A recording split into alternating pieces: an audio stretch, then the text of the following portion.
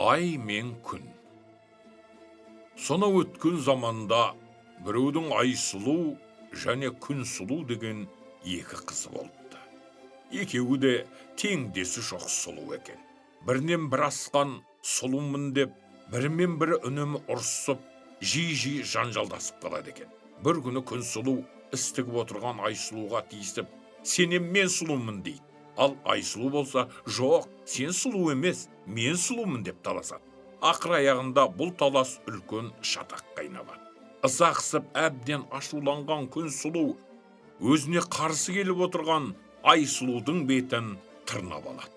Күнсұлу тырнағының дағы Айсұлудың бетіне өшпестей болып тиеді.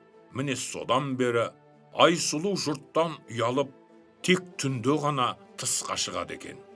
Ал бейбастықпен қатты ұятқа батқан Күнсұлу түн қараңғылығында бұғып жатады екен.